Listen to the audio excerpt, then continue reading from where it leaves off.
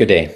I made these remarks on Parliament Hill yesterday, but watching where our nation is heading, I feel they're worth making again, more broadly.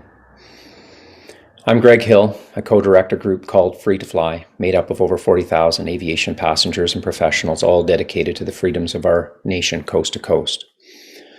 I also served in our military for 32 years in both the regular and reserve force as a military pilot. My remarks are somewhat related to aviation, but they're more broadly a call to courage to everyone in this country, but particularly to those in the military and law enforcement. In regards to aviation, there's a three-word, fairly well-known, disaster-averting, life-saving statement. Here it is. This is stupid. Sounds kind of silly, I know, but join me quickly as I return back to March of 1977 in the island of Tenerife. There were two 747s, the largest civilian airlines at the time, one KLM and one Pan Am, taxiing slowly in dense fog. The KLM flight was eager to take off, but unknown to them, the Pan Am flight was still crossing at the departure end of the runway. Now, both the first and second officer of that KLM aircraft quietly harbored growing concerns with whether or not the runway was actually clear, but they didn't speak up.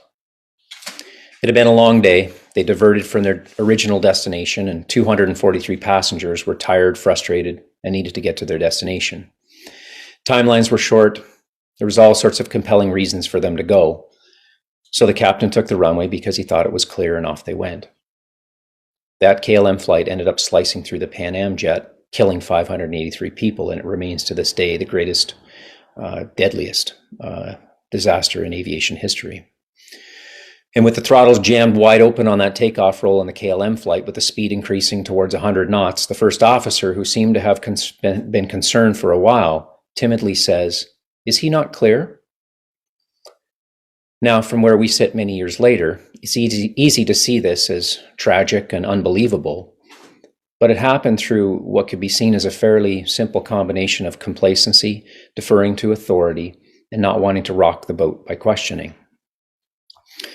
So as years passed afterwards, aviators have studied this and other tragedies, trying to find ways not to repeat them. And this is where a jarring statement like, "This is stupid," come in.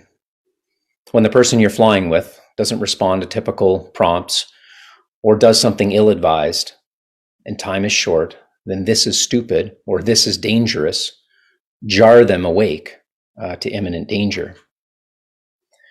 Now, fast forward to Canada in 2022. There's a dense fog gripping this nation. It's obscuring truth, dividing our nation, and clouding the consciences of good men and women.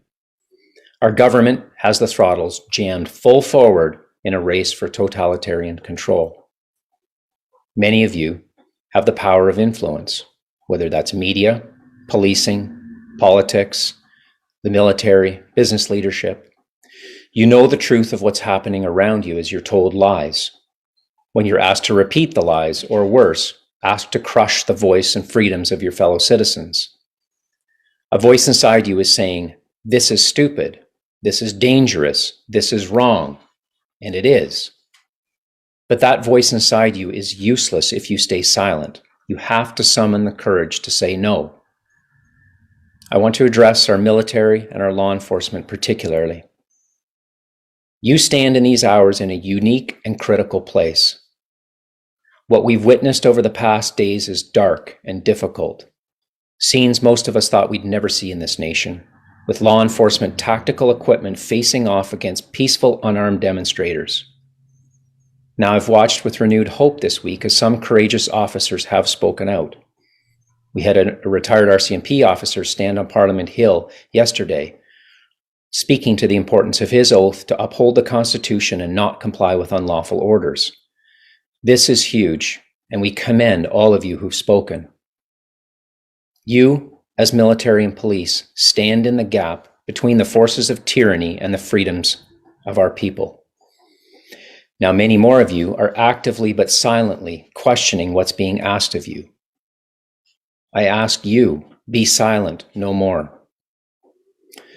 Jordan Peterson says, "It's not safe to speak, but it's even less safe not to speak. Pay the price for speaking, or pay the price for being a serf, subject to the whims and wills of those you sit silent before." Men and women of the armed and police service, we applaud you. Your spouses, parents to children, you've been riding the ups and downs that we all have for these past few months, and you've served honorably, sacrificing and protecting us over the years at great costs. I ask you, don't dishonor this history. Don't dishonor your service. We will all pay a dear price for silence and blind obedience. If you act in ways that violate your conscience and oath, we are headed to dark places. Be men and women of courage. Now, you may be saying, I'll wait until they ask me to go too far, but then it's not much different than that jet hurtling down the runway at 100 knots. It's too late then. This is your hour. Now is the time. Speak out, reinforcing your commitment to your oath. We need a wall of courage to stand in the gap for the citizens of this nation. In closing, all of us have a unique call on our lives in these hours. Speak the truth at all costs. You may be telling yourself, it will cost too much. You've got a family, a future. But exactly, your family and their future, our families and our futures are the reasons we must stand up and speak out.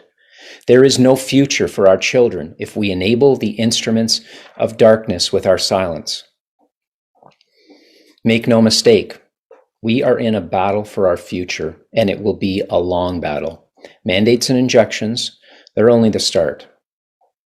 But know this, good will triumph over evil, but it will do so when honorable people in large numbers are willing to sacrifice. There's a direct relationship between our willingness to sacrifice and the power that these authoritarians hold over us.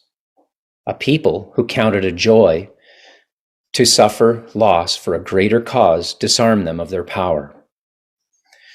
So to those in government and leadership seeking to control our lives, I say, you can take our income, our career, you can take our home, our comfort, but you cannot take our dignity.